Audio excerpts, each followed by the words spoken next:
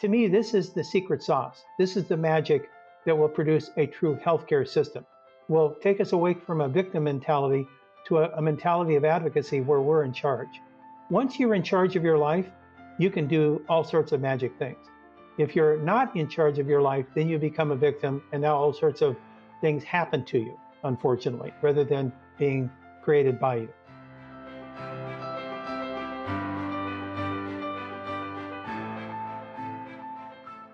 Dr. Bland, you are regarded as the father of functional medicine. And I'd love to start us off here today with maybe you having us define or describe what is functional medicine and how does that maybe differ from your traditional, Western type of medicine? Yeah, thank you, Frank. And it's really a privilege to be part of your program. I think you do a fantastic job of bringing really useful information out of your guests. And I feel very, very pleased to have this chance to explore some of these topics that have been part of my life here for the last 77 years. So, well, even saying 77 years is a little bit scary to me. I'm almost coming up next month to my 78th birthday. So it's like, wow. It's truly inspiring by your look, man. So, it gives us all something to kind of shoot for, right? Well, thank you. I don't know how And maybe these it shows that the birthdays. things that we're talking about here today work and there I actually hope some truth so. behind it, right? I hope so. So, the functional medicine model for me kind of grew up over many, many years of being influenced by all sorts of extraordinary individuals, probably starting with my father and my mother to an extent as well. Then I was very fortunate to meet mentors that took me under their wings kind of over the years, a couple of Nobel Prize winners that I had the privilege of working for, one of who was in my undergraduate work at the University of California, Irvine back in the 60s. And then second was Dr. Linus Pauling, two-time Nobel Prize winning laureate from Stanford. And I worked under him in the 80s when I was a professor on sabbatical. So these individuals kind of grew my thinking about what I could do with my background and training. And I've always been very interested in the concept of why do people get sick? It's been really the driving force for me. And my mother would say, even going back into when I was very little, I was always asking those questions. And I think it's really important to know when a person is sick, but it may be even more important to ask how do they get sick and how do we do something to keep them from getting sick again, rather than just treating the effect, that maybe we ought to be looking at the cause. And so that begs the question, what is the cause? And really, there are two different uh, well, actually, probably three different major reasons why people get sick. One of which is a result of injuries and things that happen. As they say, life is what happens in between our plans, and all of us over the course of living have things happen to us that we just have to deal with. Um, and so injuries can be one. Second, is something we've all experienced, and that's infection. So communicable diseases, infectious disorders. And medicine is pretty good at managing those. Maybe we would say not so good with SARS-CoV-2, but historically we've been pretty good in managing bacterial illnesses, communicable illnesses. We have got a whole range of drugs called antibiotics that treat bacterial and fungal infections. We're not so many drugs for treating viral infections, but we've been pretty good in the side of infectious disease, particularly by using sanitation, hygiene, and nutrition. And I want to emphasize that it's interesting to note that the major advances in human longevity really have occurred as a consequence of lowering the incidence of life-threatening or life-extinguishing infectious disease. And people might claim credit that medicine has done this, but medicine really was laid on top of changes that occurred at the turn of the last century when we started introducing public health, sanitation, nutrition, and hygiene, taking the concept that there are bugs that could be in our air, water, or food that could create sickness, and that we needed to clean things up. And that really is probably the singular most advancing principle in human health and longevity, because we went from a mean average life expectancy of just slightly greater than 40 years at the turn of the last century to our mean average life expectancy being over 70 now. And the major reason for that was sanitation, nutrition, and hygiene improvements in our culture, not medicine. Now, medicine plays a role, so I don't want to discount the fact that we do have hospitals and medical therapies that are advantageous when we need them. Now, the third cause of illness is the one that has really only recently started to gain a lot of traction.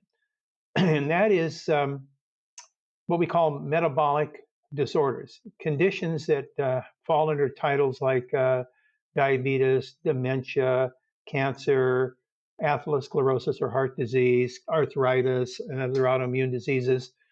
These are not disorders that have been traditionally thought to be caused by an infection or by being exposed to a bug of some type. So the question is, where do they come from? If they're not a consequence of infectious disease, where do they come from? And that's been the question that for me has been probably the driving force in my professional, maybe even personal life for the last 7 decades. Because it's the understanding of the origin of those that leads us to recognize that if we understand their origin, most of these are, I don't want to say completely preventable, but they're certainly to a great extent preventable, allowing a person to achieve their uh, potential, basically, their genetic potential. It's interesting when we talk about genetic potential, what does that mean? It means that within our genes, this extraordinary legacy we got from our biological parents that tells us not what we are, but tells us what we could be.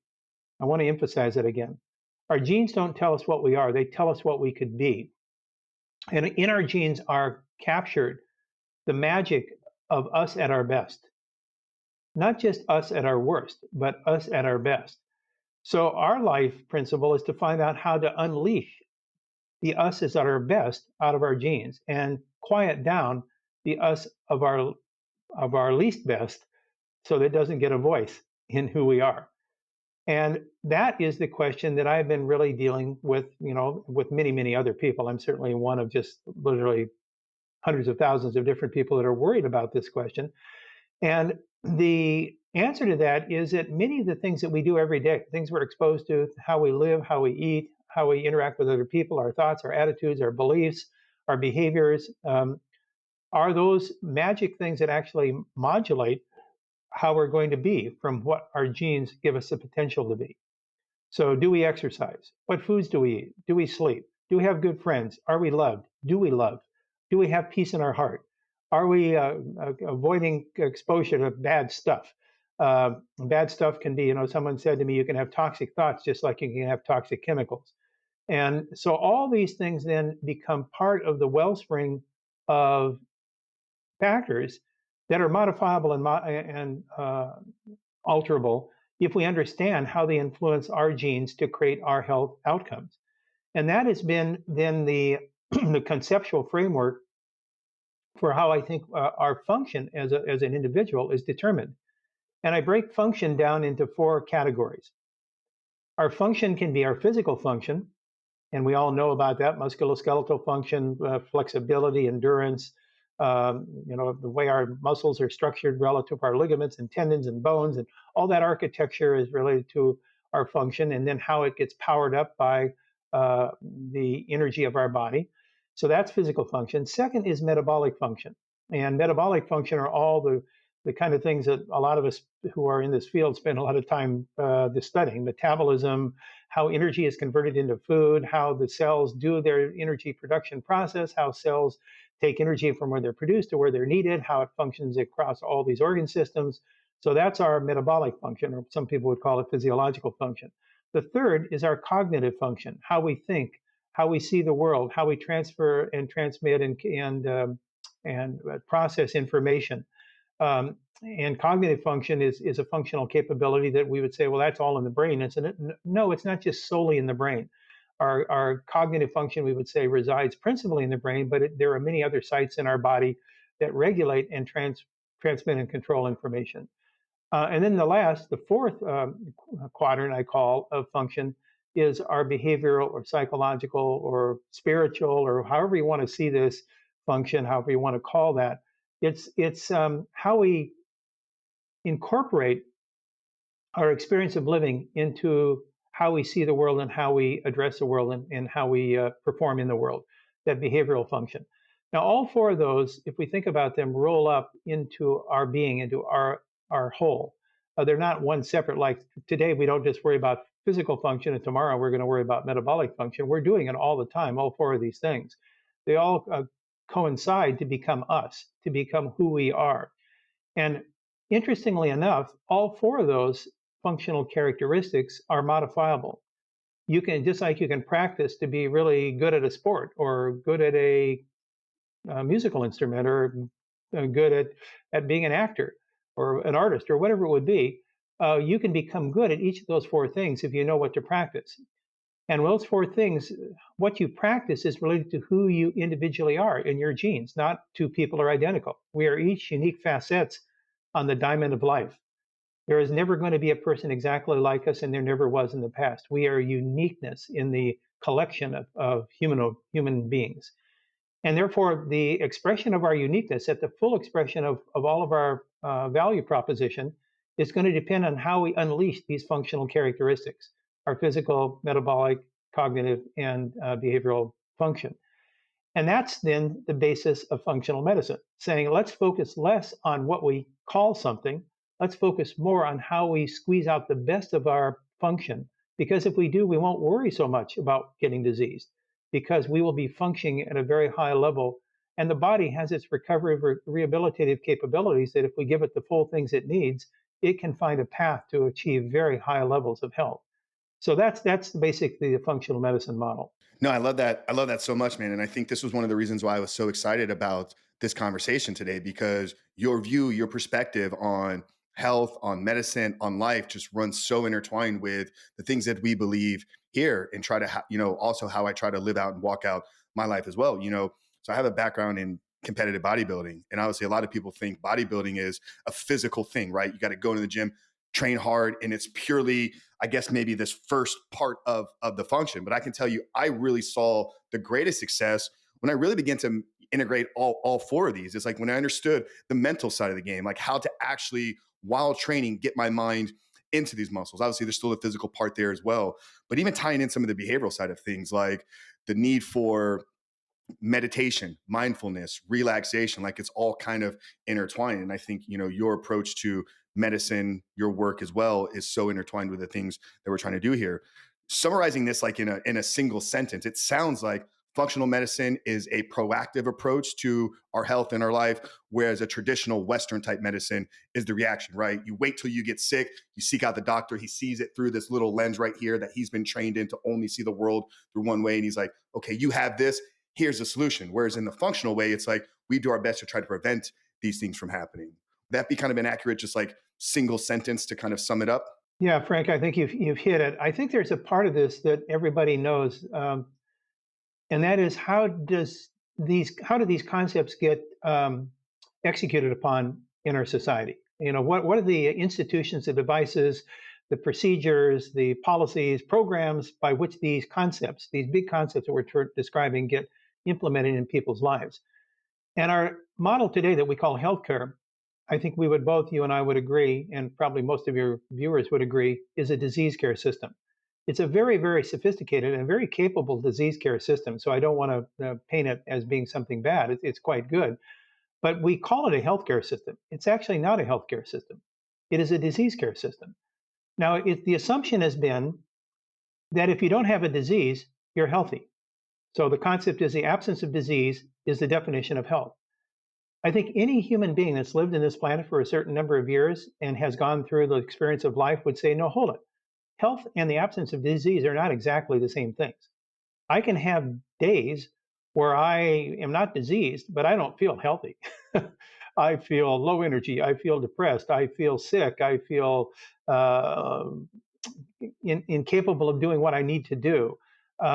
Those things are measurements of health at a different standard than just the absence of disease. And by the way, likewise, there are individuals that may have a disease, but actually feel quite healthy because they're living a fully expressed life.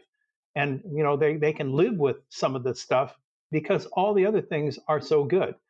So the construct of health and disease to me needs to be re-explored. So what we are talking about in functional medicine is a model that really begs the question for each one of us, and that is how do we both aspire and then execute on the principle of health? Health, then, to me, is maximizing the capability in those functional areas, those four functional areas, to be fully capable of doing what we want to over the course of 100 years of living. I just chose 100 years because it's a nice round number. I think the human being is easily capable in its genes of living 100 year of healthy living with the proper practices and the proper procedures that we would execute upon. And you use bodybuilding an example, and I think it is a great example. I have a number of good friends who have been either professional or semi-professional individuals in body sculpting, body in competitive weightlifting. And if you know them as you do, like yourself, they're very spiritual individuals. They have deep introspective concepts about how their commitment, sometimes many, many hours a day of excruciating work, translates to them being feeling as fully human and the capable of that they have a spiritual belief in the importance of all these things that we do to create who we want to be.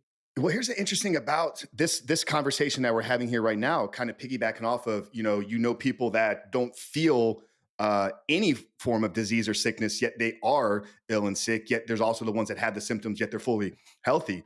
I think the bodybuilding or the fitness industry has done a horrible job in some ways of almost glamorizing these as like truly aesthetic, like the dialed in, peeled look. I know firsthand, like it is not healthy in those final weeks leading up to a show. You sacrifice certain things to get there because you're trying to push your body to its genetic potential, but it's not really the healthiest thing for a human being. Yet I think so many people walking around will see that person that's got the shredded six pack, that's got striations in their shoulders, and be like, that's the model of the health. So it's almost like the message is not being presented in the healthiest way for the consumer, because if that's healthy, I can never get there, right? Because I'm not willing to do the necessary things. Maybe I hold a belief that I don't have the genetics to do it. So I'll never be as healthy as that person. When in reality, yes, they are sometimes really spiritual, but also sometimes they're really struggling on the mental side of things. They're really struggling from the physical side of things. What's your thoughts around that? Yeah, I think that's a really important point. There's this concept that travels through the health literature going way, way back, maybe even to Hippocrates, if we want to go back that far, a couple thousand years. And that is about balance, the term balance. Because balance, when we're in balance, and let me use a metaphor that I've used in my own life about what balance means. And this was a gift that I was given when I first started as a junior professor in 1970. That was my first year of starting my professional life as a professor of environmental science and chemistry. And one of my students, who was an art major actually, gave me a book, and that book was entitled Centering, and it was a book supposedly about pottery. And I was interested at that point in learning how to throw pots. And this student said, I think you'd really enjoy this book because you're a pretty philosophical guy, and this is a little bit more than just pottery. So see what you think. Well, to make a long story short, the book was about why it's called centering. Is that when you're on a wheel trying to make some piece of ceramics from clay, you better make sure that when you put that clay on the wheel, that it's right in the center of the wheel. Because if you don't put it in the center of the wheel, and it will not be perfectly balanced. And if it's not perfectly balanced, you're going to work really, really hard to try to make a final piece of art with that clay as it's spinning around. You're going to work 10 times more hard to make something that would be considered a good work of art, versus if you got that same piece of clay centered directly in the proper place on the wheel that's spinning. And so the metaphor for living is, are we centered?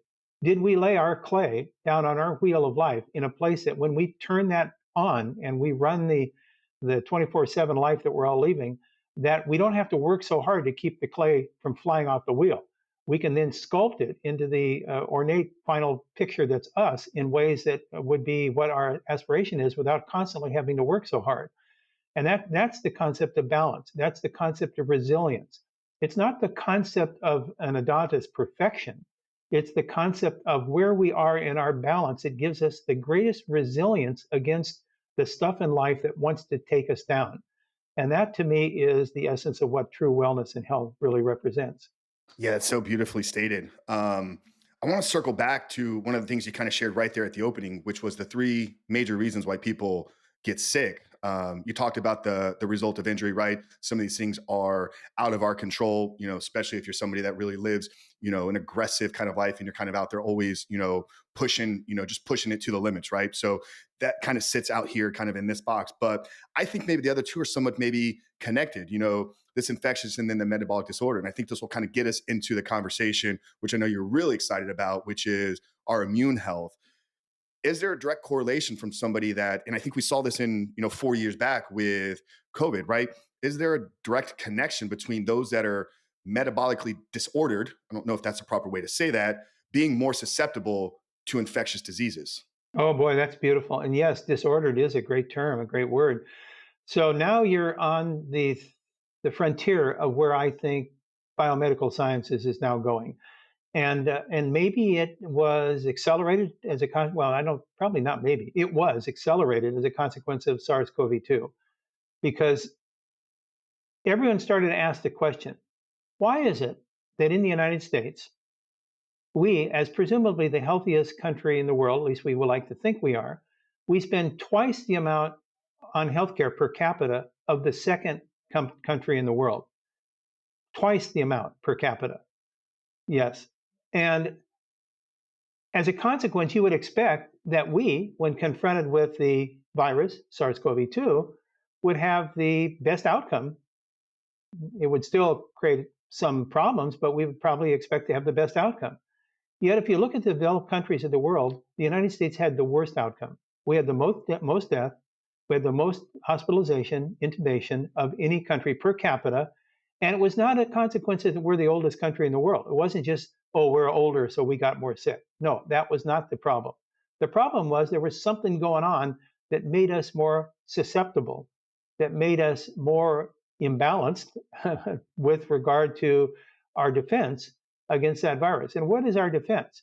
Our defense is in our immune system. Our immune system works 365, 24/7 on a search and destroy mechanism for us to protect us against all sorts of things. Viruses, bacteria, protists, fungi, all sorts of critters that might like to take us over because we're a nice warm space with a lot of things that they could live off of. Secondly, our body may have cells within our body that get deformed. Some people call these zombie cells or cells that are carrying bad memories that want to create injury. Normally, our body has the ability to get rid of them if our immune system is working well. If our immune system is not working well, then these mutant cells, these injured cells, can have a life, and they themselves can become our own peril. We can have innocent bystander injury to our own damaged cells. So our immune system is doing work all the time, whether we know it or not, 24/7. And actually, our immune system, which is made up of many hundreds of different types of cells, but we think of it floating around in the bloodstream as our white blood cells. But these immune cells actually reside in virtually every organ of our body, have function, including the muscles and including the brain. The brain has its own immune system. And so, if our immune system is not working appropriately, if it's imbalanced, dysfunctional, then what happens is things can slip through our barriers of defense, and now we can start to become the victim from the things in the outside and inside world. So our immune system and our nervous system are the first two places in our body that are seeking out what's going on outside and inside the body and telling the rest of the body how to behave. So if we have an immune system that is not quite up to par, it's we're not getting colds and flu all the time, but it's actually not able to do all the things that's necessary to defend us against the myriad of different types of encounters that we will experience in life. Then what happens? We have unexpected illness. Now, I've always going even back to elementary school. When I was in elementary school, I remember coming home about the third grade and asking my mother. I said, a lot of kids are out of school now. They're absent because they have a very serious cold or the flu. It's going around. And so the absenteeism in school is very high. But I wonder, why is it some of us are still in school? We were exposed to the same things. And why didn't we get it? Why are we still in school? And, my mother said, well, that's because people have different immunities. That's true. But then the question is, well, what does that mean? What does it mean, different immunities? Is it all just because you were born with different immunities? Or is it because you've trained different immunities? Or does it mean because you're supporting your immune system in different ways? By the way, the answer to that is all three of those. And so the question then becomes today a dominant question. As we know, we're going to be exposed to more pandemics. We're going to be exposed to more funny bugs. We're going to be exposed to more chemicals. We're going to be exposed to more stress. All these things are impinging upon our immune system, and we better have a really robust, resilient, healthy immune system. And we haven't focused on this at all. We just have taken our immune system for granted. Oh, it'll follow along whenever I need it. It's going to be there, and that model is just not good enough. Yeah, we're gonna dive real deep here from this point on. But great story there. And there's the early signs, right, of a scientist, turned doctor, and he's that one probably event early on in childhood has set the pathway for, I would assume, all the work that you're doing. Maybe you can't pinpoint it directly to that, but I'm sure that early influence conversation on a young boy's brain and mind definitely began to pique that curiosity that now you've dedicated your life and have helped hundreds of thousands, not millions of people in understanding these things. And your company, Big Bold Health, their mission is to transform the way that people think about their immune system. What is it that is broken about the current model in regards to the way that we look at immune health? Yes, I think, Frank, that the current model is a model that's what I call very passive. It just says I think almost everyone would say, yes, I know I have an immune system, and I know my immune system does something to protect me against getting sick. Um, but I don't really have any control over our immune system. Therefore, I'm a victim of my immune system, rather than saying I'm in charge of my immune system. Because we can be in charge of our immune systems. But just like any skill that we want to develop in life, we have to work at it. We have to know what to do and then do it and practice it. The same is true for our immune system. Let me give a little factoid that probably most people are not aware of. Our immune cells that make up our immune system turn over about every 3 to 4 months. So the immune system that we will have, let's say 4 months from now, is not the exact same immune system we have today, because it depends on what those new cells that come from the old cells, what they're going to look like. So those cells could be the same as, they could be better than, or they could be worse than in terms of their functional capability. And our immune system collects experiences.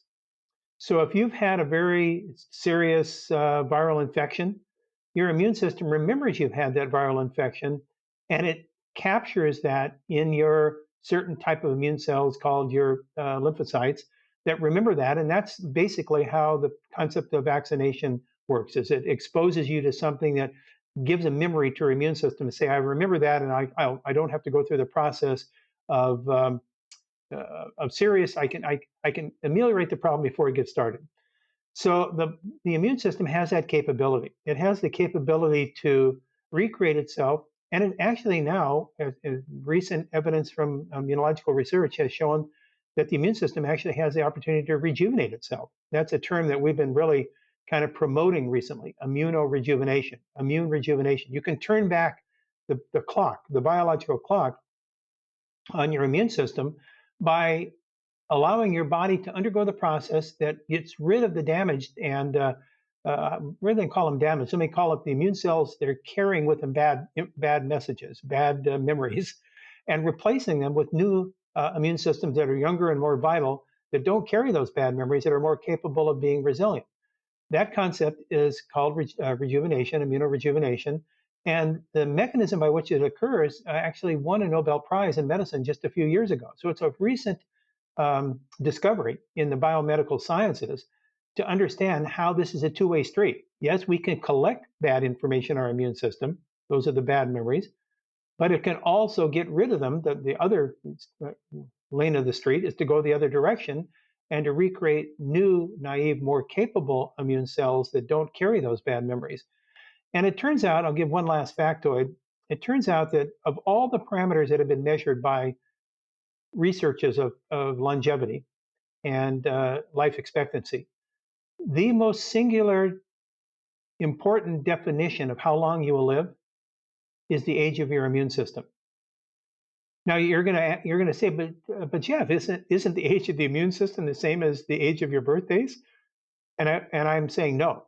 The age of your immune system can be greater than your age and birthdays, or less than your age and birthdays, or the same as your age and birthdays. That's called biological age. And there are now ways of measuring scientifically in the laboratory the age of our immune system. And what we have been studying in our research at Big Bold Health is, can we affect the age of the immune system by intervening with a functional medicine concept? And I'm happy to report we'll have a scientific article coming out soon. We've got the data from a clinical trial we finished earlier in the year, last year, that shows you can actually roll back the age of your immune system, make it younger by intervening with the right stuff. And the right stuff is the right diet, the right thoughts, the right exercise, the right sleep. These are not magic things. These are things that are accessible to everybody. It's just knowing when and how to do it. That is the magic of our age, rolling back the immune system. Yeah, you answered what was going to be my follow-up question there before I even got to it, because when you talked about the rejuvenation and then turning back the biological clock, like this kind of aha went off, like there's got to be direct tie here to anti-aging, to longevity. And I'm glad we're kind of here right now and talking about how we can kind of be in control of some of these things. You know, you listed off a couple of things there: diet, supplements. You know, I'm sure lifestyle plays a big role in this. Training components. Is there I guess, would you call it hierarchy of these levers that we can pull that are going to enable us to go through the process of immunorejuvenation without having, somebody like yourself and getting into lab and having, like, so the average person listening to this right now, what should they be looking at? Is there a hierarchy of these things? Yeah, thank you. That's exactly the question, and actually the reason why Big Bold Health was formed, because I was asking that question myself.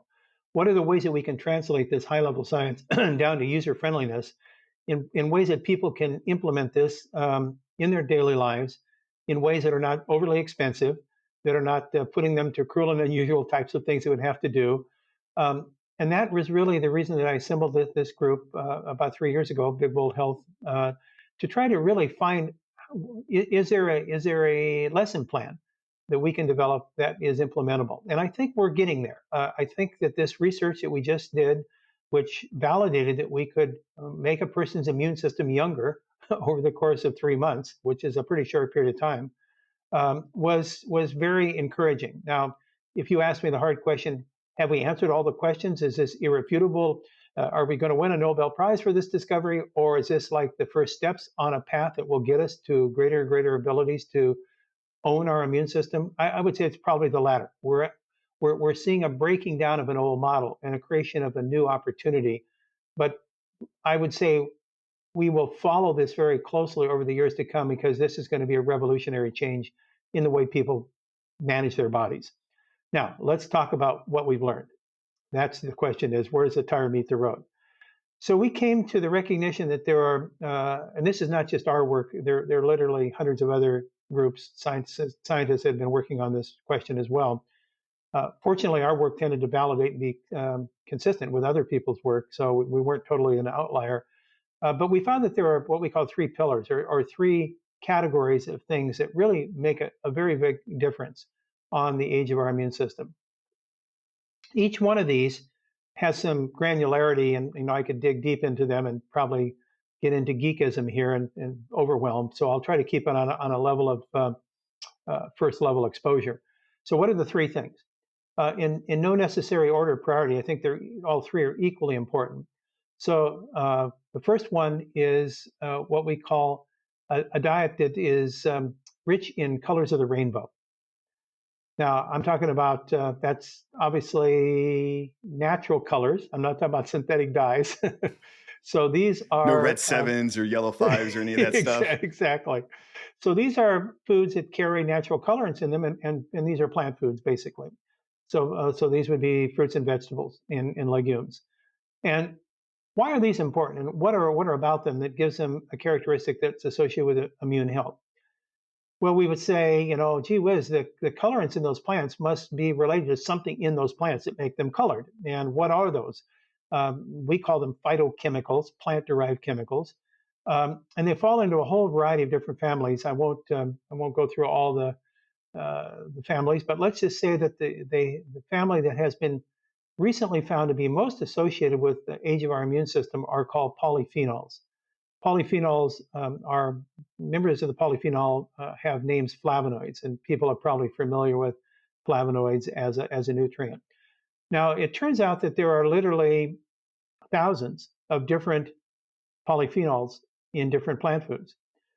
Some plant foods have a unique composition of these polyphenols that's very, very high in number and in amount. And these are plants that, interestingly enough, have grown up and historically are found in various stressed environments around the world. Now, why would that be? And when I say stressed, I mean hot and cold climates, bad soil, um, exposed to a lot of sun so they can get easily sunburned. Think of a corn plant. If you were a corn plant and you were stuck in the ground in Iowa and had to have your arms stuck out all day, 24/7 for the whole growing season, what would you look like? You'd have no place to hide, no sunshade, you would be a disaster.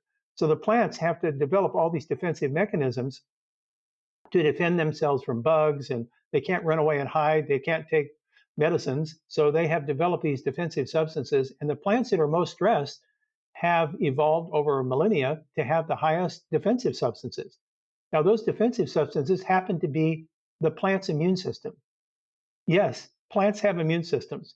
And in fact, there's an analogy to the way the plant's immune system works to that the way a human immune system works, at least on the first level of defense called the innate immune system. And this study of plant immunity has gone on along with discoveries that are being made about human immunity, and the crossover between the two is quite remarkable. So plants that are growing up in very hostile environments are plants that have survived over years of genetic selection to have extraordinarily adept immune systems. And it turns out that their polyphenols and flavonoids are extraordinarily rich, and they're specific in composition for the protection of their immune system so that that plant can live in that hostile environment successfully. Now, maybe ironically, I don't think it's ironically, I think it's nature purpose, that when a human eats that plant and takes those nutrients into their body that were defending the plant's immune system, lo and behold, they're the same nutrients that defend the human immune system. Now, that's a powerful story if you think about that.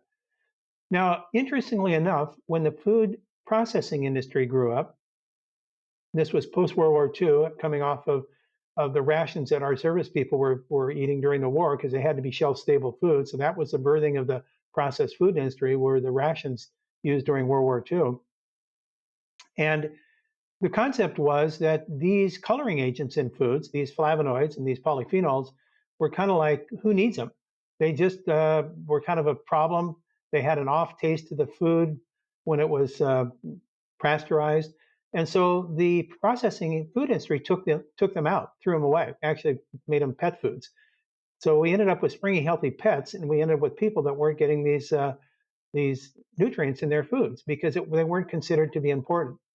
It was only in the last couple of decades, probably even less than that, where the nutrition scientists started to say, now hold it just a minute. You said these weren't important because they're not like vitamins. You can't find scurvy or very pellagra in their absence. So you said they're not important. But actually now we're seeing they are important because they're the masters that control how the genes of our bodies express the function of our immune system. And so by not putting them in our foods and not allowing them to be in our foods by heavy processing, we've taken out one of the really important health insurance policy constituents from our daily diet. So now we're starting to see that these diets that are minimally processed, that are rich in these polyphenols, and specifically containing foods that are grown in environments where they're a little bit more stressed. And that led us in Big Bold Health to a discovery that I never thought in my life I actually would make. It was a serendipitous discovery that there is a ancient food. It's actually one of the two oldest foods that's been husbanded in the world. It's 4,000 years old that it's been husbanded by humans, and it's called Tartary buckwheat. And the Tartary buckwheat grown in the Himalaya regions of Asia is a 4,000-year-old food that happens to have the highest level of these immune strengthening polyphenols and flavonoids of any known food. And it actually is a food eaten by people who live in what Dan Buettner called the blue zones. Maybe you're familiar with that. The blue zones are areas of the world where people live to be 100 and are still healthy. And so the The concept that there are foods that have naturally evolved over long periods of time to have these immune strengthening nutrients at a very, very high level has been a focus of what we've been trying to explore in Big Bold Health. So we became very interested in this Himalayan Tartary buckwheat. By the way, Tartary is referring to the Tartan region of the Himalayas. It's a region of northern China. And so Himalayan Tartary buckwheat, we call it HTB for short, has the highest level of these immune strengthening nutrients. So we started to say, or ask the question, who is growing Himalayan Tartary buckwheat in the United States? And lo and behold, we found that there was only one person that we could find that was growing Himalayan Tartary buckwheat in the United States. And that turned out to be a former uh, ag research professor from Cornell University who had retired. He was in Angelica, New York with his wife, a former nurse, and they had a hobby farm when they kind of retired. And they, because of their work on plant genetics, they had found these seeds. It's a little bit like Jack and the Beanstalk story. These seeds that had been given to them by a friend from the U.S. Department of Agriculture from their seed bank, that when they grew them up, turned out to be, it only had a number on the seed pack, so they didn't know what they were. But when they finally grew them up, it turned out to be Himalayan Tartary buckwheat. And they found it to be a very interesting crop. So they had several acres, eventually expanded it to a small group of acres, about 20 acres. And they were the only people growing it. And then they put a mill together, were milling it and selling the flour out at roadside stands in the summer. And his wife was making recipes. It was really fun. So we made connection with them. Over the years now, Angelica Farms or Angelica Mills now is part of Big Bull Health. We have put the wisdom of Sam and Lucia Beer together with our interest in the immune system, and that was the formation of Big Bold Health. And now we have a group of organic certified farmers that are growing for the first time organically certified Himalayan Tartary buckwheat.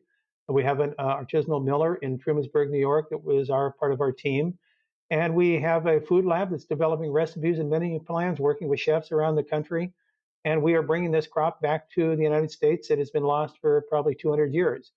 And we just finished our clinical research showing that we can lower the age of the immune system when people incorporate the polyphenols from Himalayan Tartary buckwheat in their daily routine.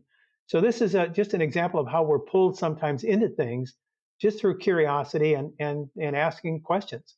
Yeah, that's amazing. So the three categories here of the factor of the age of the immune system, I think we uncovered the first one here, the diet of colors of the rainbow. The next two. So the next one is pre and probiotics, the gut microbiome. I started talking about the gut microbiome to doctors in 1985. I can't believe it, how much time has gone by. My first lecture to doctors on the microbiome was called Dysbiosis and Leaky Gut. It was 1985.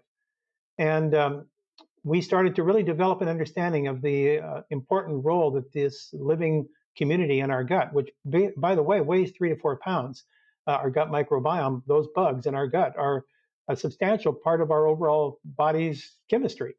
And they produce their own secondary byproducts depending on their composition. There are literally hundreds of different types of bacteria. Some are called symbiotic. They do work for us. It's beneficial. Some are called commensals. They take up space and provide a safe environment. And then there is the third category that are called parasitic.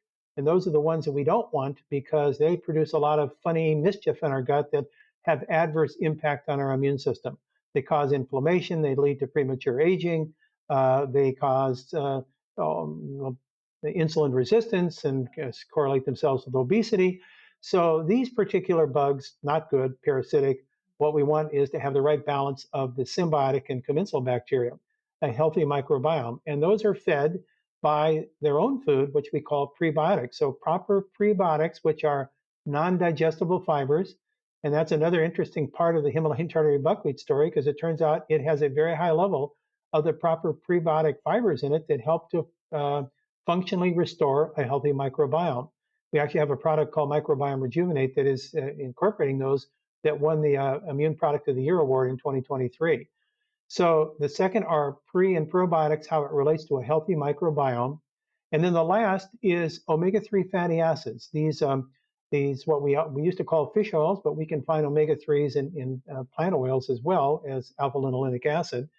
And so those omega 3s that also contain these pro-resolving mediators, these very powerful anti-inflammatory compounds that are in minimally processed omega 3 oils, are our body's arsenal of defense that work as the third pillar, along with the pre and probiotics and the plant flavonoids that I mentioned, to put together a immune rejuvenation kind of program. And that's what we focus on in our Big Bold Health. People can go to our website, Big Bold Health, and get all sorts of information about each of these individual components. Yeah, guys, and we will link down all of Dr. Bland's links, his companies, his socials, everywhere you can connect with him. If obviously you want to explore the things that they're doing over there at Big Bold Health. We opened up at the beginning, kind of talking about these 5 factors, or maybe 4. So the physical, metabolic, and this was obviously tied to the disease. But I'm curious, outside of some of these nutritional things, we're talking diet here, eating in rainbow colors, the probiotics tied to diet, more supplementation, omega 3, you can obviously get them from certain foods, but obviously you can take supplements there as well. Are there certain lifestyle factors that play a role into the health of somebody's immune system? Yes, there are, and I put it in order of priority. I think first of all, and this is right in your sweet spot. You're a master of this, and that's programmed exercise, strength and endurance and flexibility. Um, I think the exciting part of the story for me is, as much as we like all people to really have very high activities and maybe be on training programs, the reality is many people just don't have that interest. And so, how do you make it as easy as possible? And as easy as possible starts, I think, with a regular activity program that's as simple as walking. And there are now clinical studies that have been done, called the Nurses Health Study, in which the exercise program was a half an hour of walking a day. And it was found that there was a significant improvement in all health outcomes by just introducing a walking program. Now, can you do better than a walking program? Of course you can. But if you wanted to just say, where do I start? It could be a walking program. It could be walking on a treadmill. It could be walking in the mall. It could be walking your dog. It could be any number of things. It doesn't have to be endurance related to pushing you to the max. Now, clearly, the more resistance you have in your exercise, and the more you can raise your pulse into your training zone, the more value you'll probably get. But if you want to just get 50% or more of the value, start walking. That's or swimming, or a stationary bicycle, or anything that allows you to be moving, to increase your pulse and to improve your the message to your muscles to improve their status. Um, so exercise would be first on my list. Secondly, not far after that, is sleep and sleep hygiene. Not just sleep duration, but also sleep quality. And so fortunately now we have a variety of different biometric monitors, wearables that people can use to help to monitor their sleep, and it can be a good instruction. I think the key here is not to get sleep anxiety. A lot of people, are so concerned about their sleep that they work themselves up to the point that they can't sleep. The concept is, don't do anything of intellectual taxing activities an hour before you go to bed. Start to wind down. Don't have a lot of alcohol and food a couple hours before you want to go to bed. Uh, Simple things that people know about, that you have to put those rules of reasonableness into action. Because if you can improve your sleep, so you're getting on average around 7 hours of sleep, of which the majority of that is high quality sleep. So something like a half an hour a night, at least maybe an hour or more of deep sleep. Your body during that period of time is regenerating itself. That's your brain's rejuvenation program. Your brain will rejuvenate itself when it has the opportunity for proper sleep, because that's the garbage collecting time. Your brain is doing garbage collecting during the times of regenerative sleep. So, sleep, exercise, nutrition are kind of the 3 things that all of us should be putting on our to-do list for 2024. Yeah, I love that.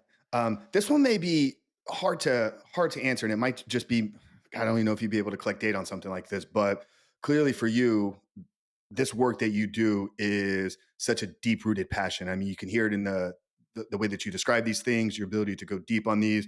I mean, you've been researching and educating and talking on these subjects longer than I've been on this planet, and probably the vast majority of our audience as well. And I'm assuming that plays a role into kind of the youthfulness that you have about life.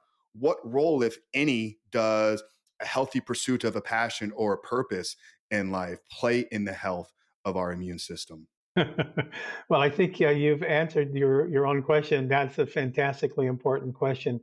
Um, I think purpose and direction. And what I would say with purpose, I believe very strongly in the work that was done by the person who's credited with developing the concept of stress.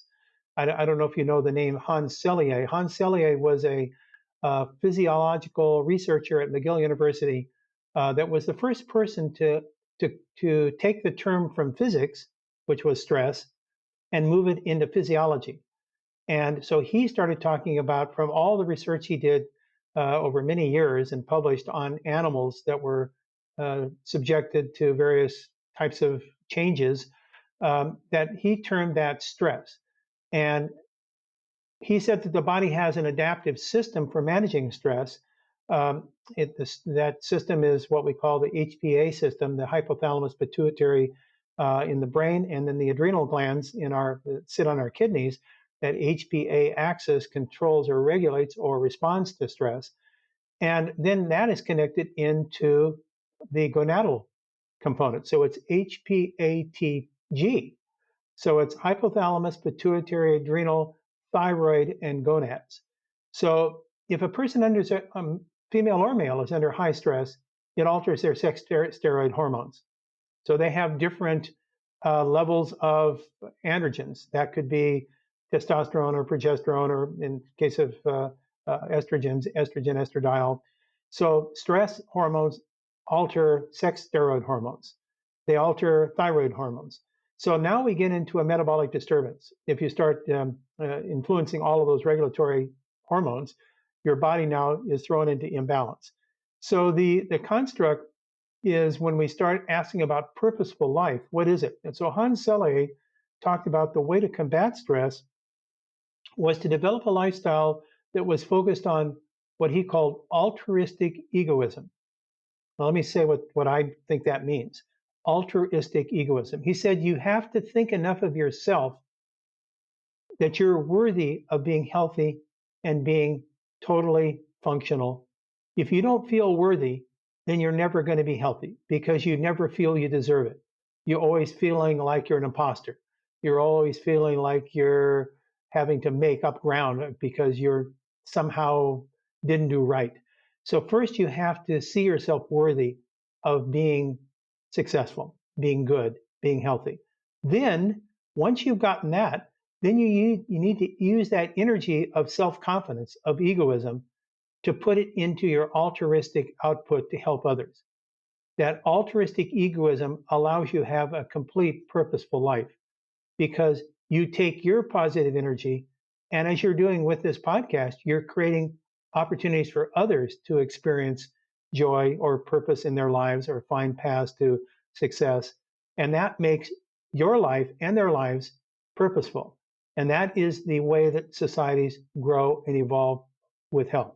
That's so beautiful. And I think it connects back to one of the things that you opened up when we got into the conversation around the immune system, is that we are not a victim to any of this. We have the ability to take ownership and responsibility, but only through this altruistic egoism can we live that out. Because if we're lacking that, then the responsibility would never, like, it's something we'd never be able to take on ourselves, right? Because we're living outside of this box here, and we're a victim to these things that happen. So I love how we started here at the beginning, open up with this holistic approach. We dove deep into the immune system, how we are in control. We unpacked a lot of things here for the audience to kind of have as takeaways and things that they can kind of explore a little bit deeper on. Obviously, we want to point them to all the work that you're doing. And then we looped it back around here through the conversation. It's like such a beautiful puzzle that we put together here, right? Well, you put it together. I just had the opportunity to kind of fill in the gaps. So thank you. Yeah, well, I wouldn't have been able to do it without your work and expertise, Doctor. This has been an absolute honor here. At the time of the recording, it's early 2024. What does a year look like? Obviously, you mentioned a couple of things that you guys have coming up with some of the published articles and the research, and obviously the big bold health. What's kind of big on the forefront for you guys over there coming this year? Well, I think that the biggest thing for me is really kind of an extension of what we've been talking about, and it's under the title epigenetics, above our genes, because I think many people feel they're victims of their genes, that they didn't fill out an application card, right? They just got whatever they got from their biological mother and father, and they've had to work with it. And it's what we're starting to learn is that only about 30% of who we are as we grow up is hardwired into our genes. The other 70% is how we send message to our genes that creates how our genes are going to perform. That's called genetic expression. So that 70% is epigenetics. It's beyond the genes. It's something that is above the genes, that's telling the genes how to behave. We didn't change our genes, we just changed how they're going to express themselves into different functional characteristics. To me, this is the secret sauce. This is the magic that will produce a true healthcare system. Will take us away from a victim mentality to a mentality of advocacy where we're in charge. Once you're in charge of your life, you can do all sorts of magic things. If you're not in charge of your life, then you become a victim, and now all sorts of things happen to you, unfortunately, rather than being created by you. Happen to you as opposed to happening for you. And I'm sure we can all, have a point in our life where maybe we've seen some of this, right? You see the family and there's that one kind of outlier. It's like, well, that guy's part of that same family over there. He maybe knew some of these things, maybe it was the things that he exposed himself to, the people that it was in his network. He maybe explored some books, some research, some of these things. And now the science is kind of catching up with what we've all been able to witness and see it out there in the world. Dr. Blaine, this has been absolutely beautiful and impactful conversation for our audience here. Obviously, we're going to point everybody to Big Bold Health as the main link down there. Where can people connect with you? Are you hanging out anywhere socially online here these days? What's the best place for people to find out?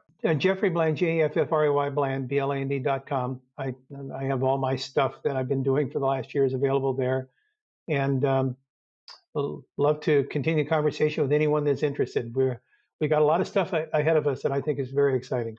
Yeah, guys, make sure to check out Dr. Jeffrey's work, Big Bold Health as well. Last and final question here. Dr. Bland will be a little bit off topic here, but obviously the title of our show is called The Superhuman Life. Maybe you'll figure out a way to kind of integrate the conversation that we had here into it.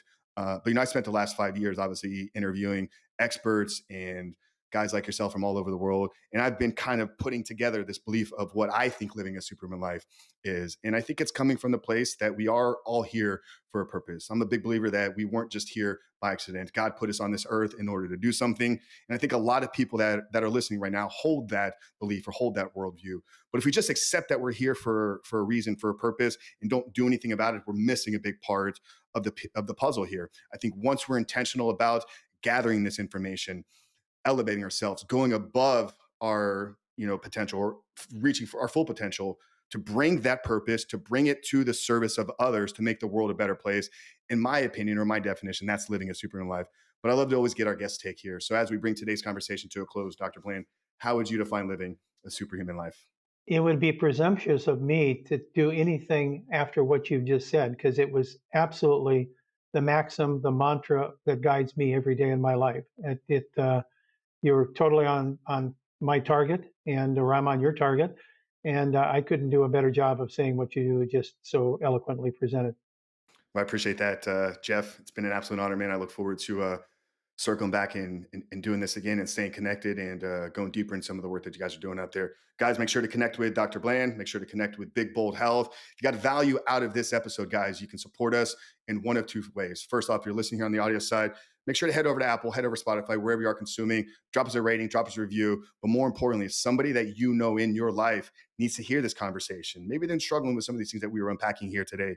Do us a favor and do them a blessing by sharing this episode with them. But for Dr. Bland of Big Bold Health, your host, Coach Frank Rich here, we love you guys, and we'll see you next week.